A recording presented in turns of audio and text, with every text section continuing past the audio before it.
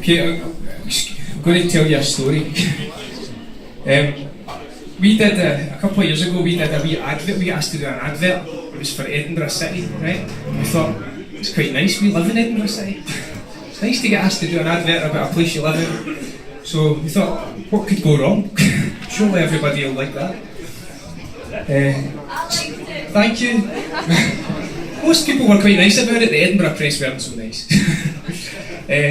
So anyway, having done that, a friend of ours who has promoted Scottish music, all forms of Scottish music for years and years and years, Jim Gellertley, was interviewing us on the radio, and he said, so you've done an advert, would you say you're part of the establishment? Fuck no.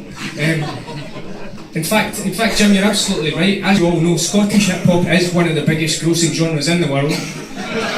We all sit in back rooms smoking cigars, going, dance for me puppets, and watch it play out on a world stage.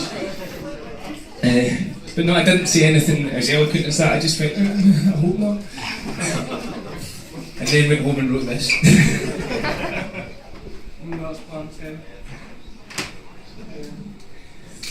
Big Jim asked me if we were part of the establishment. It caught me off guard. That's a flag I've not been brandishing. I said I'd hardly call Stanley odd established yet. He said I said establishment. They were arguing over adjectives or nouns, but it's the verb established that establishment could mean standing with a cause and then advancing it. Imagine this. I'm the enchanted blitz semanticist, stanzas split examining the meaning till it can't exist. It gets to the stage that every conversation's hazardous. Before I answer this, I need a minute with my strategist.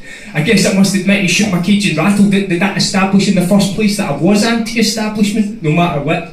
The concept in the context doesn't fit. Abandon ship or take off from the latest landing strip. In this chasmous labyrinth we're saddled with, the concept of establishment is as cadaverous as Thatcher is.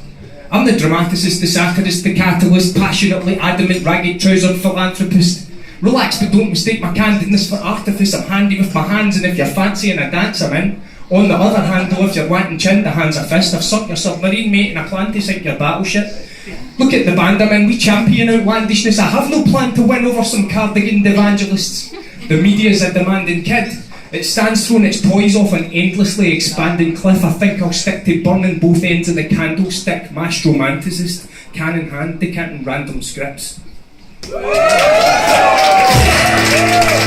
is how it works round here.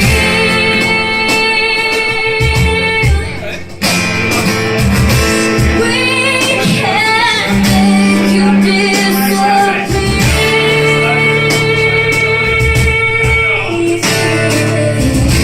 Set your hands on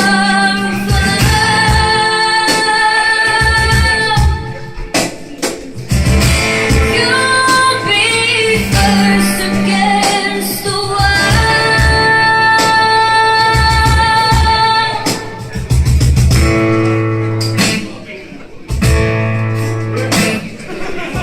What have we been up to? Learning if your head's above the parapet, then duck dude.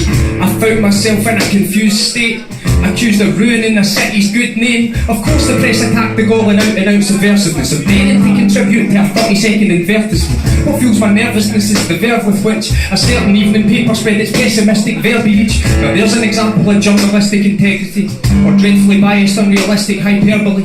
I'll admit to running a risk of surprise when a journalist phoned me up fishing for lies, never mentioned any native details, the least of all a headline that reads rapper fails to please the mob, complicit taking the piss with sensationalist agendas, manipulating the city while claiming you're its defenders, preaching from an imaginary tower of pious righteousness. Each inch your rag is only glorifying spitefulness. Get the picture? It's said to paint 1,000 words. Well, I'd say you less represent the people than the councillors. I'm just throwing stones from an emotional glass case, explaining myself although to quote Loki I shouldn't have to. I know I'm shooting the messenger, but just consider this a letter to the editor.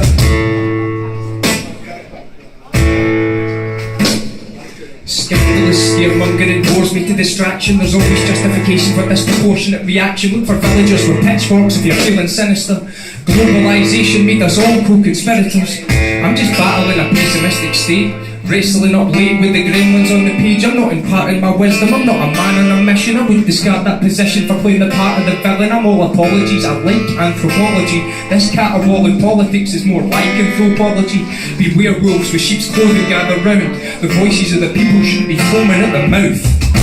This is